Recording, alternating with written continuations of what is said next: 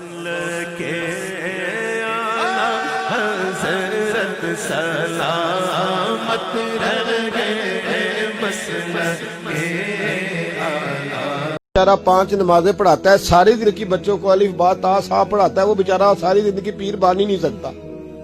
پیر اس نہیں بننا ہے جس نے 1.5-2 مہینے غسل نہیں کرنا، اسی نے بننا ہے جس نے کوئی 4-5 کلو لوہا اٹھا لینا ہے۔ کوئی معیار بناؤ۔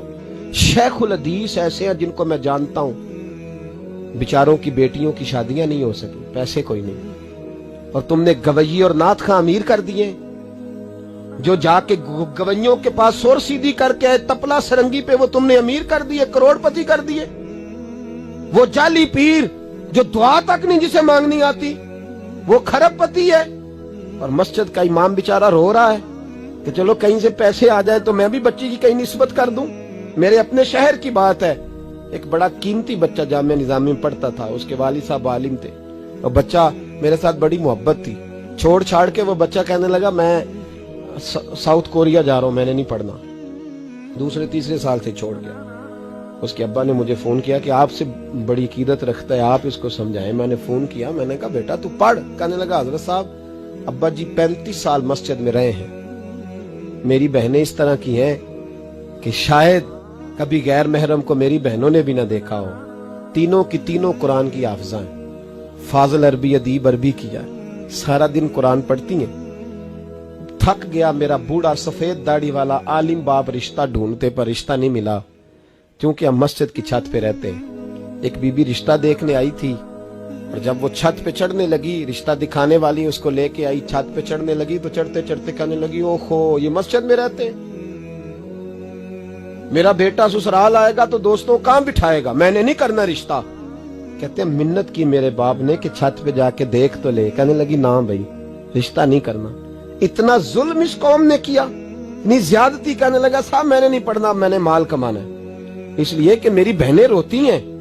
خدا کا خوف کرو، ایک نعت سے بھی گزارا ہو جاتا ہے، مہربانی کرو۔ اور نعت کے لیے سور کی ضرورت نہیں ہوتی، عشق کی ضرورت ہوتی ہے۔ بس کر دو، بڑا ہو گیا۔ مدارس کے بچوں کو وہ روٹی کھانے کو ملتی ہے جو میں اور آپ کھائیں تو بیمار ہو جائیں، بیمار ہو جائیں، جو مدارس کے بچوں کو روٹی کھانے کو ملتی ہے۔ اور ان کو جس طرح ان کا استحصال کیا جاتا ہے، لائنوں میں لگا کے انہیں خیرات کی طرح کھانا دیا جاتا ہے، اور جو ان بیچاروں کا اشر ہوتا ہے 100 روپیہ ختم کے بعد جب چودھری صاحب دیتے ہیں تو 200 وہ باتیں بھی سناتے۔ یہ ظلم کر رہے ہو۔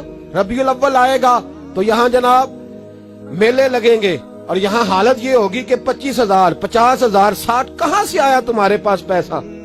یہاں لٹانے کے لیے پیسے ہیں، اور مسجد کا امام منت کرے 6 سال کے بعد بھی کہ 2,000 بڑھا دو تو کہتے قاری صاحب اتنے پیسے نہیں جمع ہوتے۔ یہ پیسہ کہاں سے آتا ہے؟ خدا کا واسطہ، یہ بھی میرے اعلیٰ حضرت کا پیغام ہے، اس کو بھی سنو۔